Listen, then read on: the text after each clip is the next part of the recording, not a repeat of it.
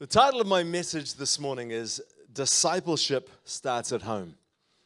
Discipleship starts at home. And this is following on, of course, from the message that Pastor Joe kicked off last week in the Follow Me series, which is focused on the importance of discipleship. Now, if I was to ask how many people would like to have somebody inputting into their lives, someone who could give them advice, someone who could direct and guide them through the challenges of life, someone to help them flourish spiritually, someone who could encourage and challenge, and perhaps every now and then have those awkward conversations that we all need from time to time just to bring a little correction into a particular area of our life. I think that many people would be open to that, right? Wow. Got a lot of work to do this morning. Because we all need help. Anybody here not need any help? Anybody got it all together? Anybody know everything? Let me see your hand because I want you to mentor me. Most of us need help in some area of our life. No matter how good we might be in one area, there will be another area where there is a real deficit and we just need help. We all need a sounding board or just to know that there's somebody there who has walked the path that we are currently walking and is looking out for us to help us not make the same mistakes that they did. I think that most people, despite the absolute lack of enthusiasm this morning, most people would be into that. Most people would be open to that.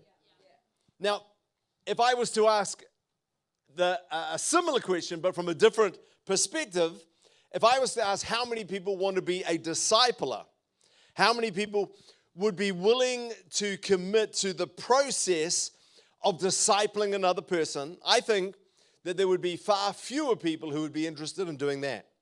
Because it's relatively easy to have somebody speak into your life, but it's far harder to commit to be there for somebody, to prepare, to even go away and grow in an area so you can help somebody else. It's far harder to input into somebody else's life. It involves time, and it involves energy, and it involves commitment, and it involves a lot of patience. And in the busy and challenging world that we are all living in at this time, I don't think that too many people would find that kind of commitment very appealing.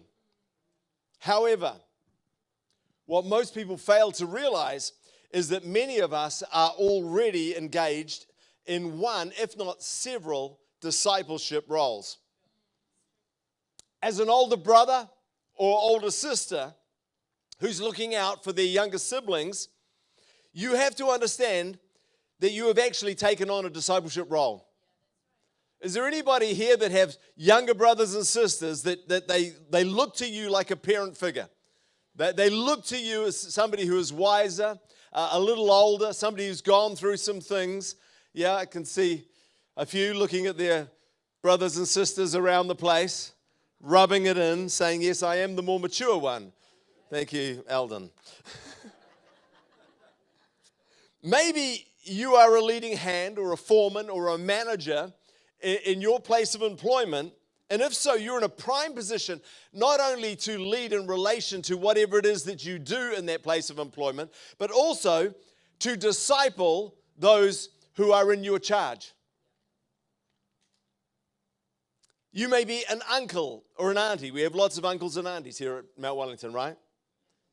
One of those incredible people who is always there for your family or for your friends. You're the person that people call when things are going wrong. You're the person when something's happening in the family that the kids want to come to cool down, to chill out, to get some advice, to know that it's all going to be okay. And again, you're in a prime position to change somebody's life. You're a discipler.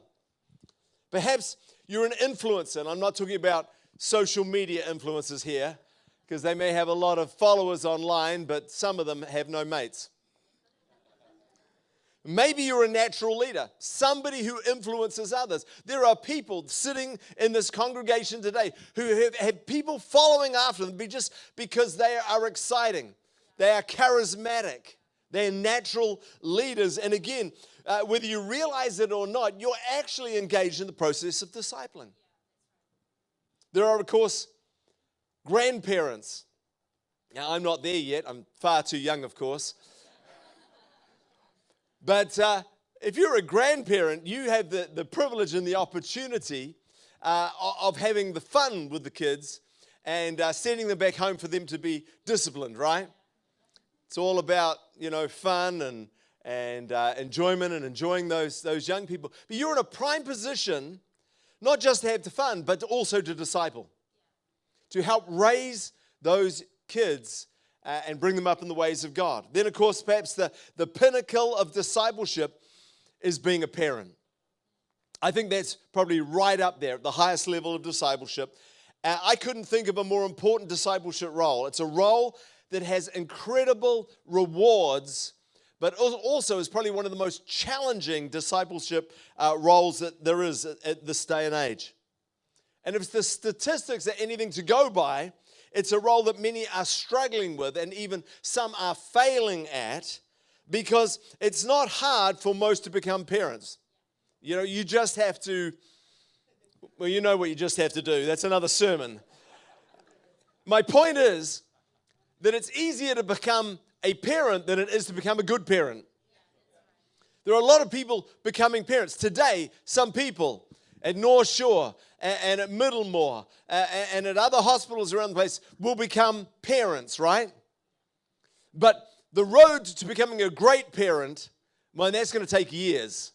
Just because a baby turns up in your arms doesn't mean that you're going to be a good parent. It has to be worked on. It takes years and years and years. It takes failure and then going back and working on those failures in order to become a great parent. Becoming a parent is a biological process. Becoming a good parent is hard work. So as we've seen, there are discipleship opportunities all around us. I don't know, maybe that's opened your eyes this morning. Maybe you knew that already, but sometimes we go through life thinking that other people are called to disciple, but we are just doing our life. We're just doing everyday life, being parents, being uncles, being aunties, being leaders, doing things on a daily basis, and we overlook the opportunities that exist all around us to disciple people. Therefore, this morning, I want to give you a few discipleship tips so that you can not only recognize those opportunities, but also make the most of them. I don't know, how you feel about how much life you have left in you. As you get a little older, you start to think about these things. Young people think they're going to live forever, of course. But as you get a bit older, you think, I wonder how many years, and you start to plan what you've got. I would encourage everybody sitting here today and those who will listen to this message afterwards, that no matter how long you think you've got left on this earth before Jesus comes back or before Jesus takes you to him, but I'm going to encourage you in those years to not only focus on your world, on your surrounding, on your family, but look for the opportunities to be a discipler, because there is such a need in this world today for disciplers. Remember that discipleship starts at home. So let's start by looking at a great discipleship example. It's found in the Bible, of course, that being the example of the Apostle Paul and his disciple Timothy. And the first time we read about Paul and Timothy is in Acts 16, and we're in verse 1. It says, Paul went to Derbe and then on to Lystra, where there was a young disciple named Timothy. And I want to use this example and this relationship to talk about the natural progression of healthy discipleship. The natural progression of healthy discipleship. And I have 3 stages for this. The first stage for healthy discipleship is relationship. Everything starts with relationship. You may be here today coming to check out City Impact Church. You may not know anybody here, but I want to tell you that if you keep coming back over time, it won't be just because of the incredible preaching. Thank you. One amen. Pastor Shade on a bit. Was it Tia? Thank you, Tia. You are now my favorite. It won't just be for the incredible worship. It will be because you form relationships in this house. You have to, in any discipleship arrangement, establish first and foremost, what is the nature of the relationship? What is it going to be going forward? When writing to Timothy, Paul starts his letter in 1 Timothy 1 by saying, this letter is from Paul, an apostle of Christ Jesus, appointed by the command of God, our Savior, and Christ Jesus, who gives us hope. I am writing to Timothy, my true son in the faith. And this really shows the heart of this relationship. This really shows, the investment that Paul was making into Timothy's life. For Paul, this wasn't a financial transaction. It wasn't a business deal. It wasn't even part of him expanding his ministry and getting, his discipleship program going and look how many disciples I've got and how impressive I am and all these people want to hear from me. This was personal. He didn't take Timothy on as a project. He took him on as a son. And I believe that this is the highest form of discipleship relationship. Now, not every disciple relationship needs to be this intense. For example, there may be some people you just catch up with. There may be some people that just call you every now and then and ask for some advice. There might be some people that you go to a cafe with, every couple of months and you just chat and you input into their lives and away they go. I have, several people who will call me every now and then, some when things are going wrong, some when, they just want a general catch up. And we just talk. And, then we go our way and I don't hear from them for a little while. So not everything needs to be that father-son or mother-daughter relationship or that intense. But, it really shows how important this was not only to Timothy but to Paul. But it's so important that I believe that we have our eyes open and are ready to enter into these kind of relationships because we are living in a fatherless and sometimes a motherless society. There are many people who are growing up without someone who is stable enough or mature enough or patient enough or has the skills and the abilities to love and support the young people that are out there today. You just need to look around on the streets. You can spend a day walking outside your front door. You will come across somebody who is unloved, who is wandering, who is lost, who didn't have good parents or doesn't have good parents, somebody who needs a father and a mother. Now, I'm not saying that you need to adopt somebody. I'm not saying that you should start fostering children, but those are great things to do if that's what you feel to do. But can I encourage every adult here to be a deliberate supporter and encourager and example to the young people that are in your sphere of influence? And you may say, well, I don't have young people in my sphere of influence. I, mainly, working and dealing and socializing and interacting with, people of my own age. I want to tell you that today, as you came to church, there was tens of hundreds of young people running around underneath your feet. While you're shaking hands with somebody else, there is a young person just went right past you. Did you smile at them? Did you reach out to them and say, hi, how are you doing? Did you encourage them? Did you bless them in some way? Sometimes we just expect the kids are going to do what they're going to do. But, those kids, and we've got great parents here at City Impact Church, but those kids need your encouragement. I remember at a time, I guess I was about 11 in a very small church when, most of my teachers were telling me how dumb I was. Back in the day, you could do that sort of stuff. You can't do that today. Everybody gets an award for just participating. But back in my day, teachers would tell you how dumb I was. They were just, that Tim boy, he's exceptionally good looking, but man, he's thick. And, I got reminded of that quite a lot. Took me a while before I clicked in life. But there was this one elderly lady in church who would come up to me every week, Just started out of the blue. She just came up to me and she goes, I think you're awesome. And first of all, I'm like, you're weird. Nobody tells me that. But she came up every week and just said, Tim, I just want to tell you, you're awesome. And, after a while, I sort of expected it. But that lady encouraged me. That lady gave me a different narrative than what I was using. She changed my life. I remember one teacher, just one teacher.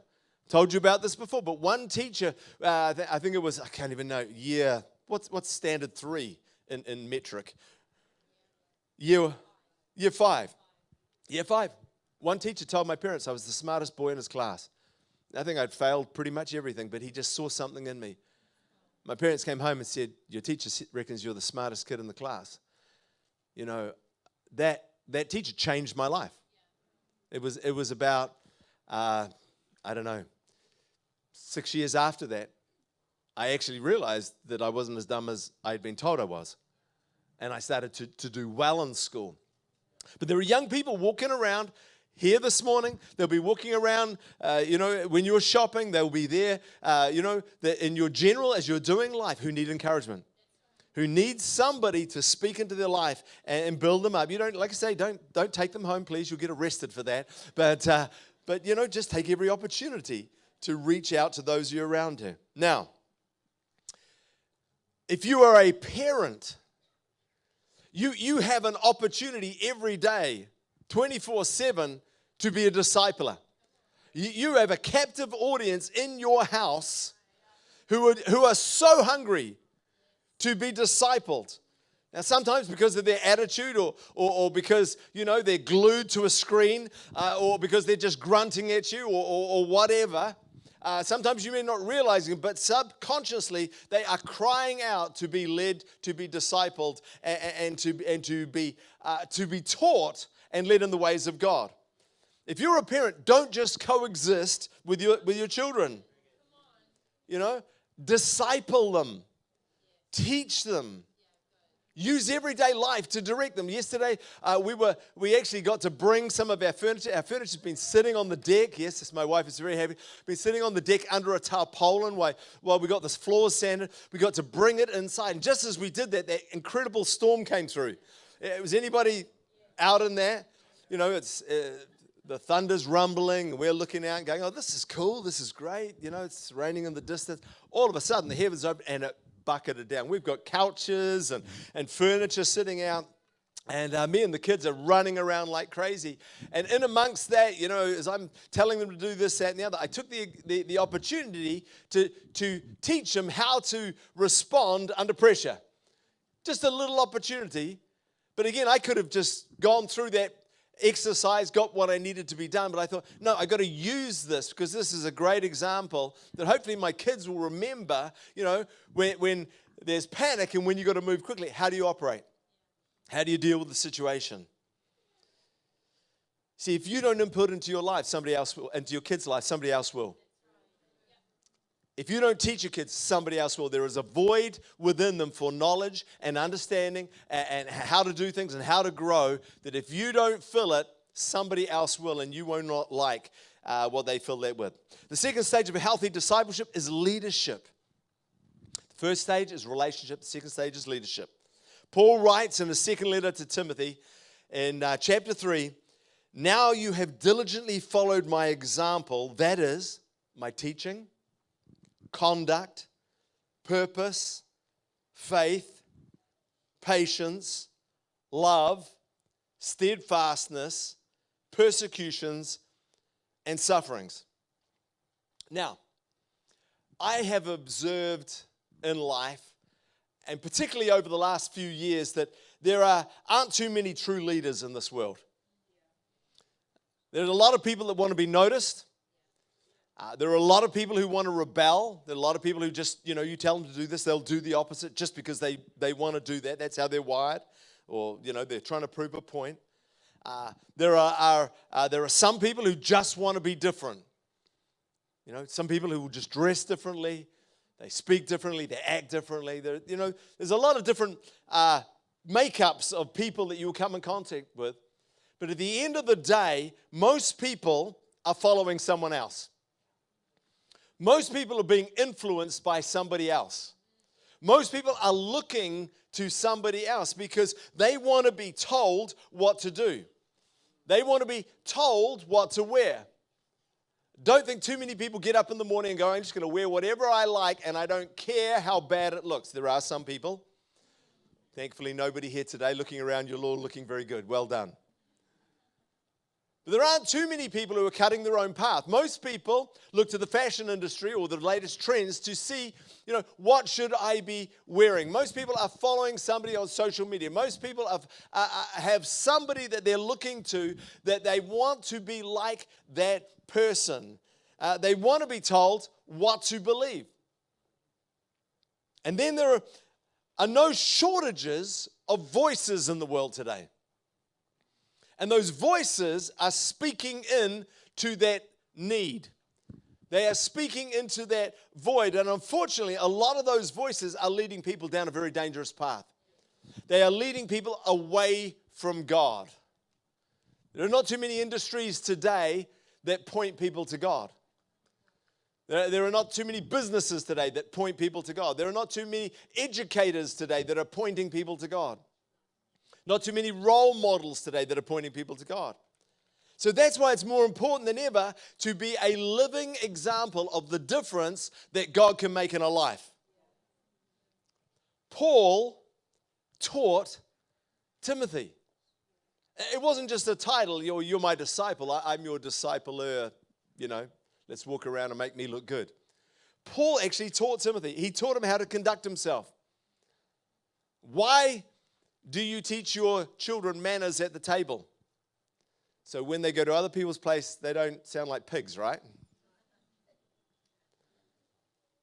So they know how to interact with other people. Why do you teach your children what's right and wrong?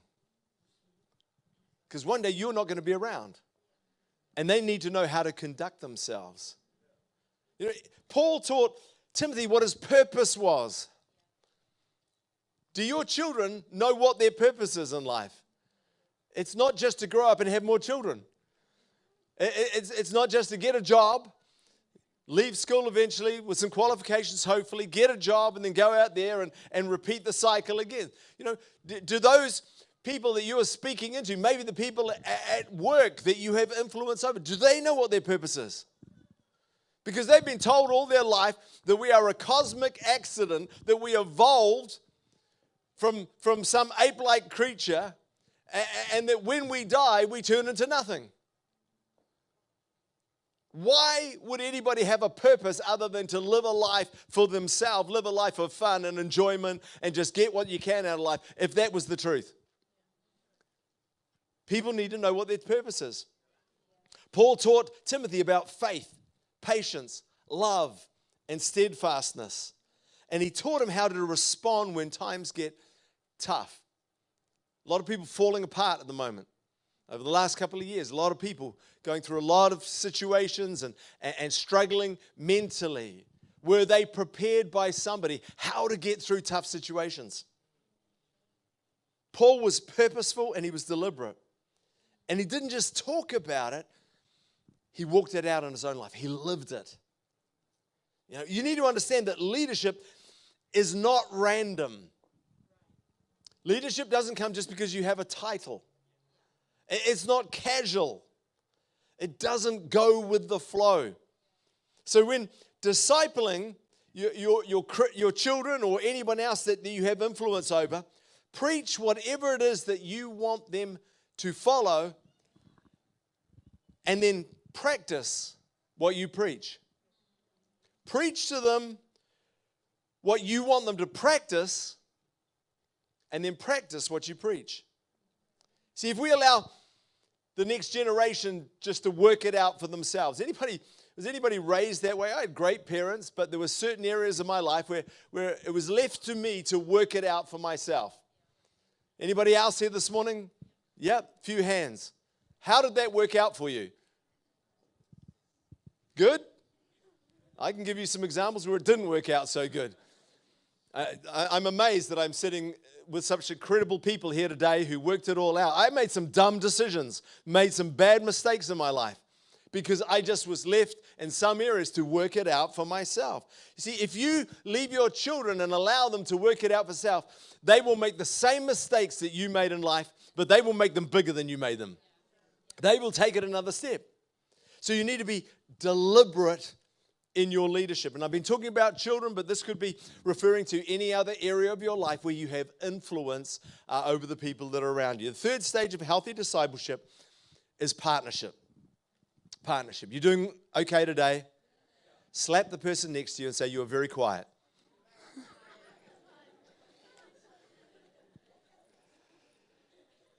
Partnership. Remember, relationship, leadership, and partnership. In Romans 16:21, Paul writes to the church in Rome and he says, Timothy, my fellow worker. Timothy, my fellow worker. Now, according to one timeline, Paul was 45 when he took Timothy on as a disciple. And then he wrote the book of Romans when he was about 51. So there's 6 years of discipleship and relationship and leadership that went into Timothy's life before he got to this place. And because Timothy and Paul were both committed to this spiritual father, spiritual son relationship, and because Paul had deliberately led and sown into Timothy's life, Timothy, over a period of 6 years, is now at the point where Paul is referring to him as a fellow worker. He's no longer a son in the sense that, come son, follow this, do this, I'll show you the way. He's no longer needing to be led and guided in everything. He is now walking alongside as a partner. And this has to be the goal of every discipler. If you are in a discipleship relationship, and even if it is, one that I've mentioned before, it's not defined as, you are my disciple, please don't go back and tell all your grandchildren, you are now my disciple. Just do it naturally. I dare you to say it to your wife, you are now my disciple. See how that goes for you? Just do it naturally. Be a natural discipler. But this has to be the goal in every discipleship relation, to replicate every good thing that God has placed in your life. That should be our goal. And not just to replicate those good things, but to amplify them, to grow them. The heart of every discipler should be that those who are following after you should go further than you have. That needs to be your goal. When I'm preaching a message, I'm not trying to show how much I know. Because I guarantee there'll be somebody here today that knows more in areas than I know. I'm not trying to show how clever I am. Obviously, you've already worked that out. The goal of preaching a message is not just to hear the sound of my voice. The goal of preaching a message is to get everybody under the sound of my voice to the place where I am, and even to go further than I can go. That's got to be our goal as disciples. If that's not your desire, then can I politely suggest to you that you are either insecure or have control issues, or both.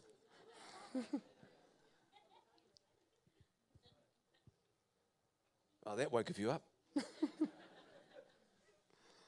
Disciples are not mini-me's. They should be better versions than you.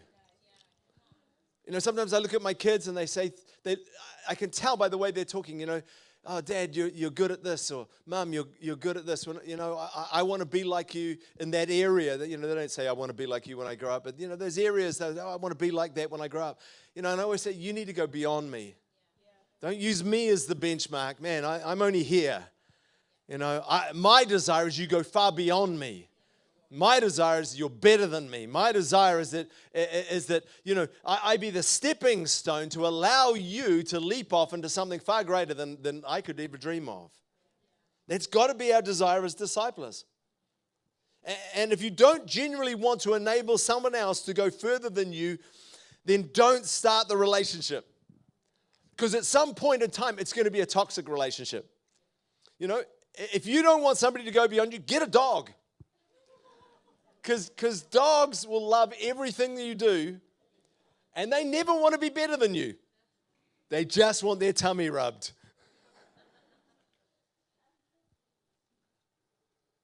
If you are threatened by the success of those who are that you are inputting into, at some point, you will consciously or subconsciously sabotage that relationship. I've seen it happen before.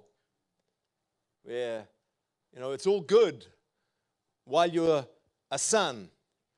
It's all good while you're being led. But when you start to become a partner, then that starts to push some people's buttons. That threatens some people. Okay, so that's the natural progression of healthy discipleship. That help anybody this morning? Thank you. That's great. I feel so much better. Now I'm going to close this by giving you 4 quick-fire keys to discipleship, just to help you. And like I say, you can apply this to any area of your life. You can apply this, today.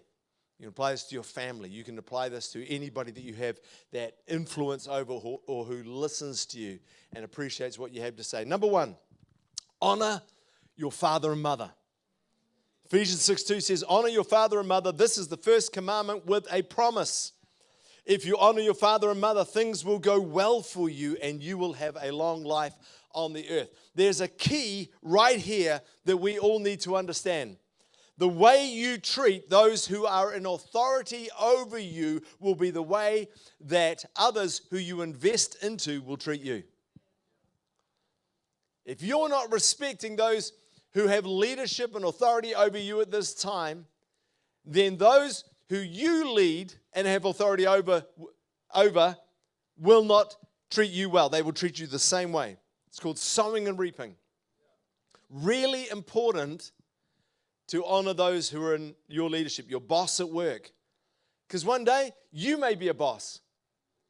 Your employer, one day you may be an employer. The way you are treating them now will be the way that those who come on board in your business, in your venture, and whatever it is that God opens up for you in the future, they'll treat you the same way that you have treated those that have been your boss in the past. Number 2, you don't have to know it all to be a discipler. You don't have to know it all. You don't have to be an expert. 1 Corinthians 15:3 says, I passed on to you what was most important and what had also been passed on to me. So you don't have to know everything to be a good discipler. You just have to be one step ahead at all times, which means that you have to keep learning. You have to keep growing. You can't stay where you are. You may have to read more books. Read the Bible more, pray more, get around other people who you can rub up against, who are going to input into your life. See, when Toby first started playing football, 5 years old, I used to go along to all his games as I went along to Hunter's games and Billy's games. And I was that embarrassing guy on the sideline who was the loudest. We used to be at East Coast Bay's club, and we were living there? No, we'd moved on from there. But there was a street behind the club. It was down the hill and behind the club. It was the only parking you could get. And I'd be there, and Janine would come a little later. And as she came up, she'd say, I can hear you from the street down the road. I said, I can hear your voice above everybody else's. I used to get pretty excited. But Toby's first coach, he was a lovely guy, but he was a terrible coach. And so I decided that the next year I was going to coach the team. So I started to coach the team, put my name forward. They're looking for people. And I started to coach Toby's team. And I didn't know a lot about football. And I'd never coached football before, but I was loud. I didn't really know what I was doing, but I watched and I followed and I learned.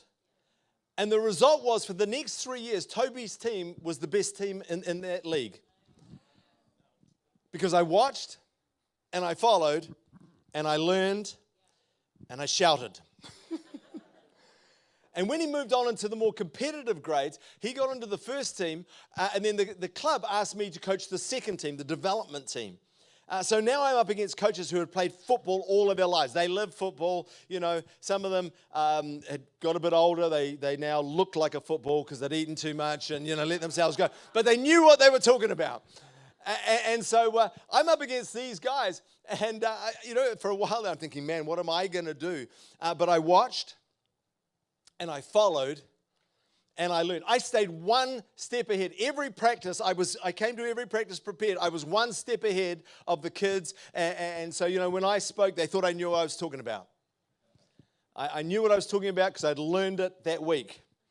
And we had a really great year. That team bet the top team in the competition. I remember the day when that team walked onto the field and they came there with their uniform and their attitude, and they're doing all their skills. They're juggling the ball as they come in, and we beat them. And they walked out with their tails between their legs, and it's like, man, we got beaten by the second team, I didn't know it all. I just kept one step ahead. I kept learning, and I kept following, and I kept growing. And I kept watching others. I'd have other coaches. In fact, the head coach used to come across and watch me train the kids. They'd just come across and look and see what I was doing. And at that point, I put on my most authoritative voice as if I knew what I was doing. And on the inside, please go away. I have no clue what's going on here. But they would just come and watch because I kept one step ahead. Number 3, discipleship is a contact sport.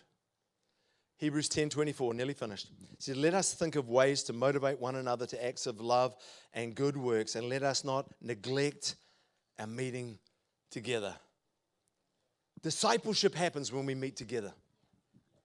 So church isn't about having a weekly religious experience. It's about being discipled. Now, church online's great. It's a great outreach tool. It's great for those who are living outside of main centers where there aren't good churches. It's great for people who cannot get out of their homes. So church is great online, but church is a platform to gather, not a viewing platform. It's a platform to gather together like you have done today. We need to come together. Discipleship happens at close quarters. Jesus devoted 3.5 years of his life to doing life with his disciples. He prepared them, I love this statement. It says, no contact, no impact. No contact, no impact. Number 4, this is my final point. Discipleship is not about you. Discipleship is not about you. Man, my last point, I finally got a clap. That's it. I'm just going to leave it there. Thank you. No, it's just pity now, I know. When you disciple, I'm going to need an example for this. Eugene, you can come and be my example. You can be Jesus today. Come on, Eugene. Come on, come up. Don't show off. I can't do that. Okay, you're going to stand here. You can stand here, just right here, right on this line here. You can be Jesus.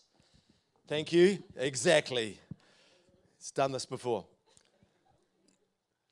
1 Corinthians, remember this scripture, this is the foundation for this Follow Me series. 1 Corinthians 11:1, imitate me just as I also imitate Christ. Got Jesus behind me.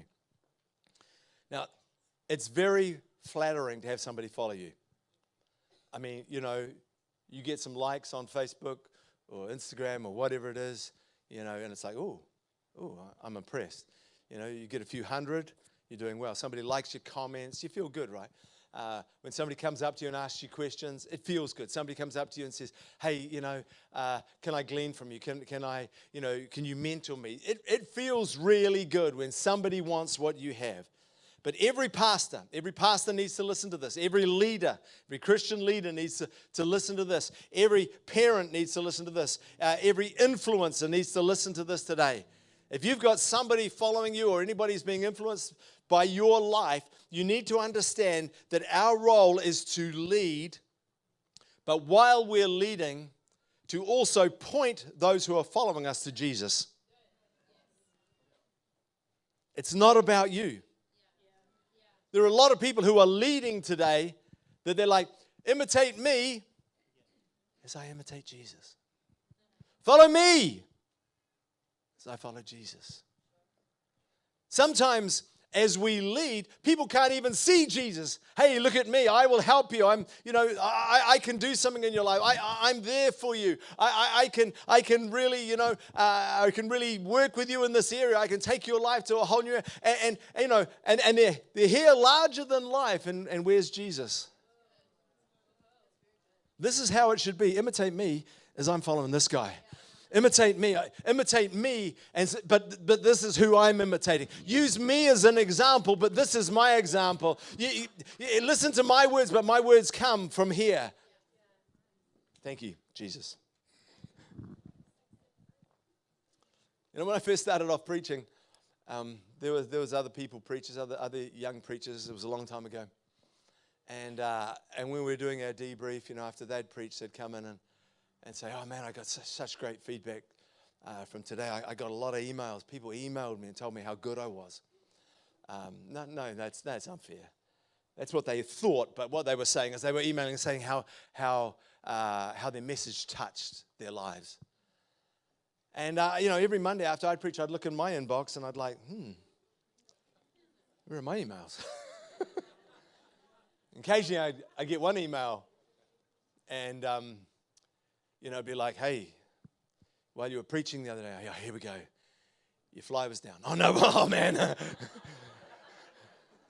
I wondered what was wrong with me. And after a while, it started to influence the way I preached. I started to influence, what am I doing that's not getting, that kind of response? And then I realized, and I worked through it, and I matured, and you get over these things.